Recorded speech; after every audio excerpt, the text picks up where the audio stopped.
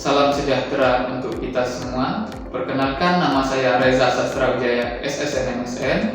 Saya adalah dosen di program studi Seni Rupa Murni, jurusan Seni Rupa dan Desain, Institut Seni Budaya Indonesia Aceh. Saya adalah dosen tetap dengan fokus keilmuan penciptaan seni rupa murni dengan spesifikasi penciptaan seni grafis. Video ini saya buat sebagai bentuk pernyataan diri dosen dalam unjuk kerja Tridharma perguruan tinggi di bidang pengajaran. Pada kesempatan kali ini saya akan memaparkan salah satu mata kuliah yang saya ampu, yaitu mata kuliah seni grafis, yang mana mata kuliah ini adalah mata kuliah yang sesuai dengan bidang kompetensi keilmuan saya. Teknik pengajaran yang saya gunakan dalam penyampaian pada mata kuliah ini antara lain delivery, interaksi, dan asesmen. Mata kuliah seni grafis merupakan mata kuliah wajib bagi mahasiswa seni rupa murni yang muncul pada semester ganjil dalam bentuk mata kuliah praktek dengan bobot mata kuliah yakni 3 SKS. Kode mata kuliah ini yaitu MSM 103. Adapun bahan kajian dari mata kuliah ini adalah mempelajari teknik dasar teknik cetak relief print, mempelajari teknik cetak paralel, mempelajari teknik cetak rotasi, mempelajari teknik cetak tumpang tindih, mempelajari teknik cetak kolase, dan teknik cetak reduksi. Mata kuliah ini diadakan sebanyak 16 kali pertemuan, diantaranya 2 kali tatap muka dalam bentuk perkuliahan teori, 12 kali pertemuan dalam bentuk praktek dan evaluasi karya seni, 1 kali pertemuan dalam bentuk finishing dan evaluasi karya seni, 1 kali pertemuan dalam bentuk penyajian atau pameran akhir semester. Adapun deskripsi singkat mata kuliah seni grafis yaitu mata kuliah yang mempelajari pemahaman dan proses penciptaan karya seni rupa dengan menggunakan teknik cetak. Teknik yang dipelajari pada mata kuliah ini meliputi teknik cetak tinggi beserta pengembangannya. Model pembelajaran yang diterapkan nantinya yaitu pertama penyampaian materi, interaksi langsung, dan praktikum dengan metode tutorial, yang terakhir dengan penyajian karya.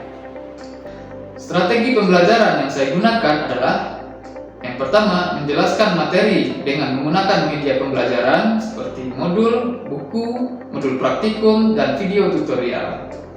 Kemudian yang kedua, memperlihatkan karya terdahulu sebagai stimulus dan acuan selama proses berkarya. Yang ketiga, memandu proses praktikum sampai pada proses penyajian karya. Selama proses perkuliahan, saya menggunakan 2 ruang kuliah. Di antaranya, yang pertama, ruang teori yang berfungsi sebagai ruang presentasi. Yang kedua, ruang produksi atau studio praktikum yang dipergunakan sebagai proses penciptaan karya dari awal sampai akhir. Luaran yang diharapkan dari mata kuliah ini adalah pertama, mahasiswa memiliki wawasan tentang seni rupa dengan teknik cetak mencetak. Yang kedua, mahasiswa memahami esensi dari seni grafis. Yang ketiga, mahasiswa mengetahui jenis teknik cetak tinggi beserta pengembangannya. Yang keempat, mahasiswa menguasai teknik, alat, dan bahan seni grafis. Yang kelima, mahasiswa menguasai alur penggarapan karya seni grafis. Yang keenam, mahasiswa mampu menyajikan karya seni dalam bentuk pameran karya seni. Adapun CPL dari mata kuliah ini diantaranya menunjukkan sikap bertanggung jawab atas pekerjaan di bidang keahliannya secara mandiri, menginternalisasi semangat kemandirian, kejuangan, dan kewirausahaan, mampu menerapkan pemikiran logis, kritis, sistematis, dan inovatif dalam konteks pengembangan humaniora yang sesuai dengan bidang keahliannya, mampu menunjukkan kinerja mandiri, bermutu, dan terukur. Adapun CPL dari mata kuliah ini diantaranya menunjukkan sikap bertanggung jawab atas pekerjaan di bidang keahliannya secara mandiri, menginternalisasi semangat kemandirian, kejuangan, dan kewirausahaan, mampu menerapkan pemikiran logis, kritis, sistematis, dan inovatif dalam konteks pengembangan atau implementasi ilmu pengetahuan dan teknologi yang memperhatikan dan menerapkan nilai humaniora yang sesuai dengan bidang keahliannya, mampu menunjukkan sikap kinerja mandiri, bermutu, dan terukur, mampu mengkaji implikasi pengembangan atau implementasi ilmu pengetahuan dan teknologi yang memperhatikan dan menerapkan nilai humaniora sesuai dengan keahlian berdasarkan kaidah, tata cara, dan etika ilmiah dalam rangka menghasilkan solusi, gagasan, dan desain atau kritik seni. Mampu mengambil keputusan secara tepat dalam konteks penyelesaian masalah di bidang keahliannya berdasarkan hasil analisis atau informasi data.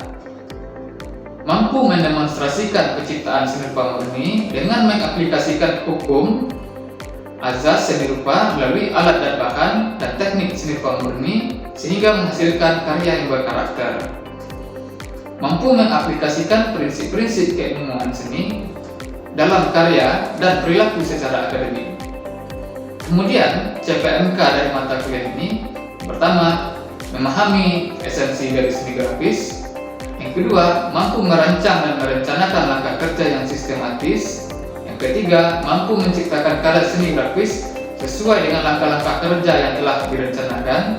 Yang keempat, mampu menyajikan karya seni grafis kepada ruang publik melalui pameran karya seni. Untuk evaluasi dari mata kuliah ini terdiri dari 5 komponen. Yang pertama, project based learning dengan bobot 50%, kuis dengan bobot 5%, penugasan dengan bobot 10%, ujian tengah semester dengan bobot 15%, ujian akhir semester dengan bobot 20%. Berikut saya akan menampilkan salah satu video materi pembelajaran beserta proses penciptaan karyanya. Selamat menyaksikan. Baik, Assalamualaikum warahmatullahi wabarakatuh. Waalaikumsalam warahmatullahi wabarakatuh. Selamat pagi semuanya. Mudah-mudahan semuanya kita di sini dalam kondisi sehat walafiat. Minggu ini kita akan membahas tentang seni grafis yang merupakan kelanjutan dari pertemuan minggu kemarin yang masih dalam bentuk pengantar. Nah, jadi di minggu ini kita akan membahas tentang metode-metode praktikum atau apa itu seni grafis, ya. Kita akan bahas semua di minggu ini. Pertama, kita akan mempelajari tentang esensial dari seni grafis itu sendiri. Kemudian kita akan memahami tentang apa yang disebut sebagai proses penciptaan karya seni. Oke, sebelum kita mulai, saya absen dulu. Ya.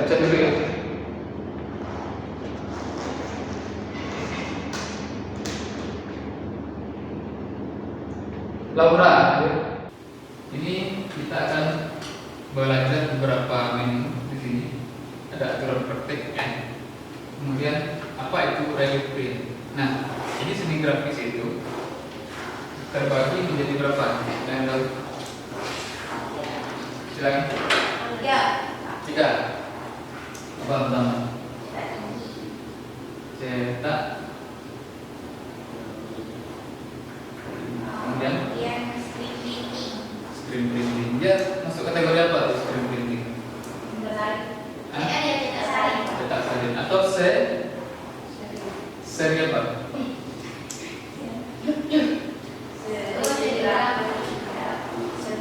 Kita harus tahu namanya, ya. Jadi di mata kuliah ini mungkin kalau istilah perbendaharaan data di Indonesia mungkin banyak menggunakan dia cetak salin. Nanti ketika ikut dengan kompetisi internasional ini lebih akrab dipakai gitu, ya. Pertama cetak tinggi atau kita sebut dengan relief,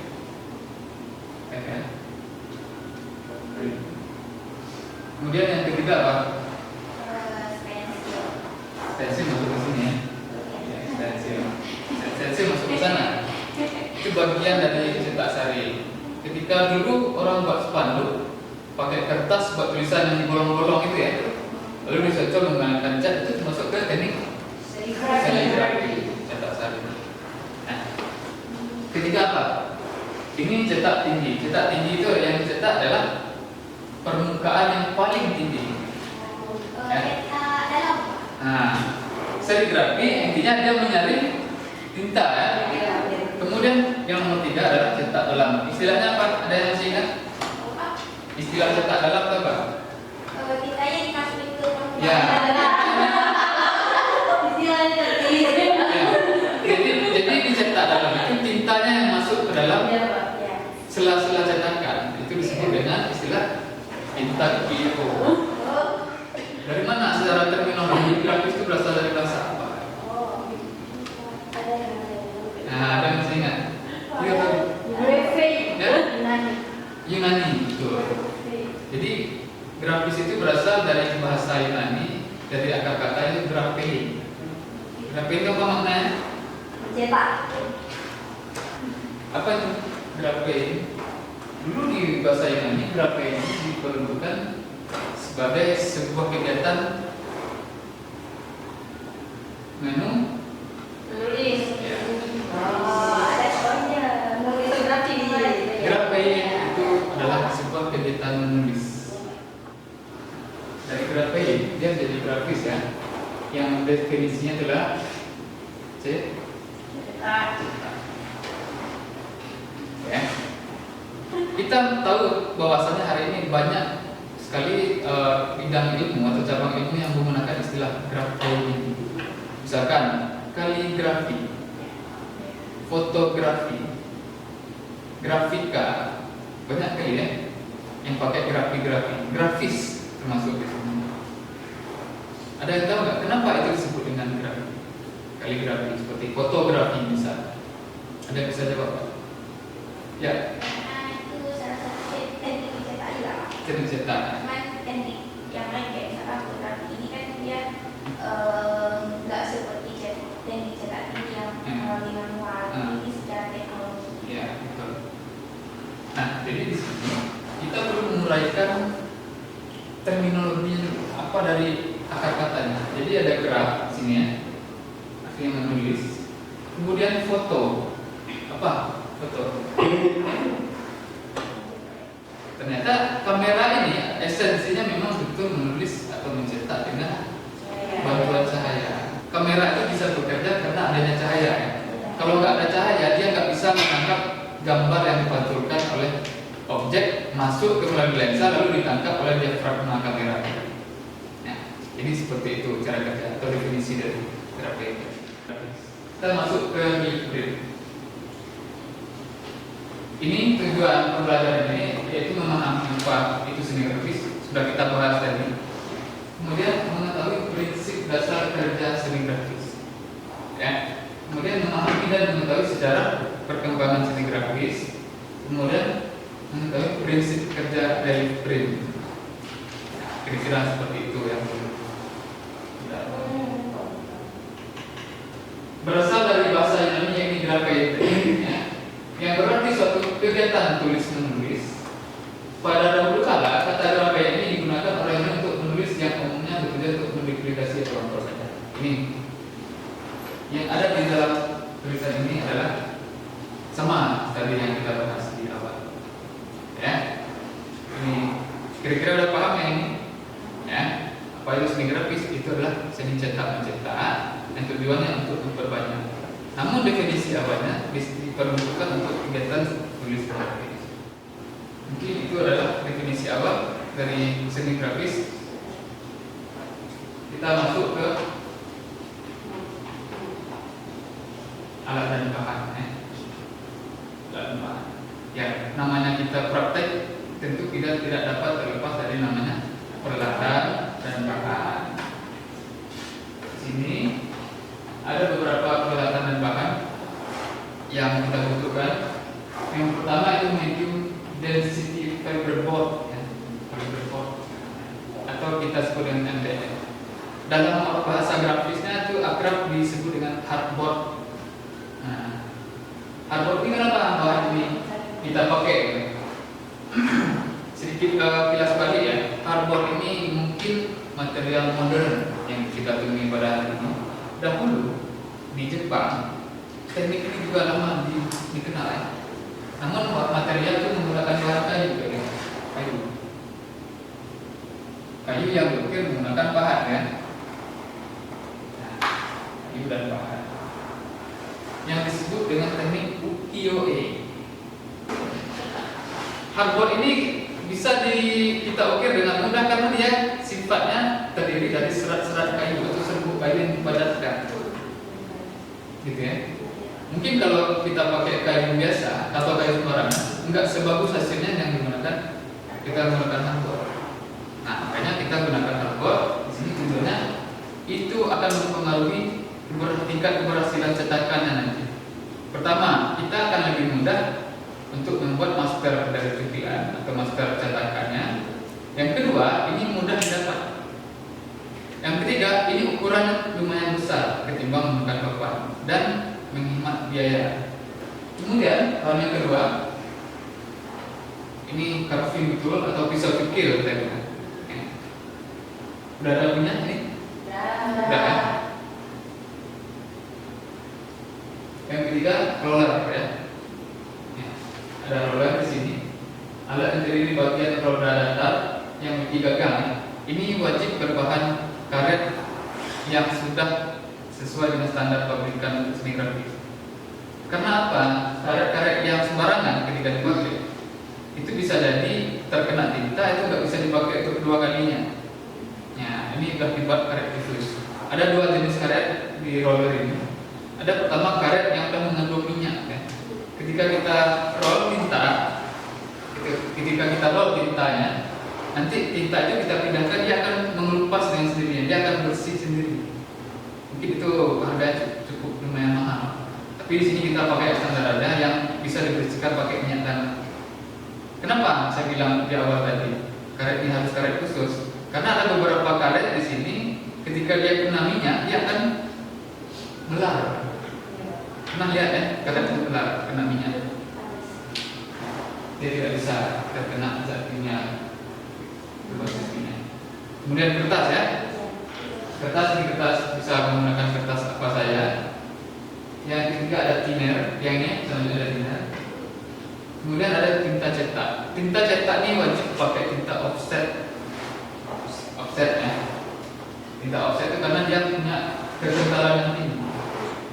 Kalau tinta yang biasa itu memindahkan antara masker cetakan ke bagian cetakan itu tidak akan terpindah dengan sempurna. Makanya gunakan tinta ini. Kemudian ada badan, ya. Badan ini tahu apa ini badan? Alat gosok ya. Bagaimana cara kita memindahkan secara manual gambar dari hasil master yang kita cukil tadi digosok ke permukaan kertas. Biasanya boleh bisa memakai benda selain ini ya. Ini yang standar. Orang Jepang di Prancis, di Italia untuk buat seni grafis pada umumnya pakai bahan seperti ini. Kita pakai sendok bisa, pakai botol biasa. Kemudian pisau palet. Ini bisa pakai pisau palet yang berbentuk tumpul di ujungnya. Bisa juga pisau palet ini. Ini terserah boleh pakai apa saja. Yang penting ini digunakan untuk mengambil cat dari wadah ke media cetak. Kemudian seperti ini kain. Kita ketika kerja itu wajib bersih. Kita kembali ke awal. Ya, di sini ada beberapa proses ya.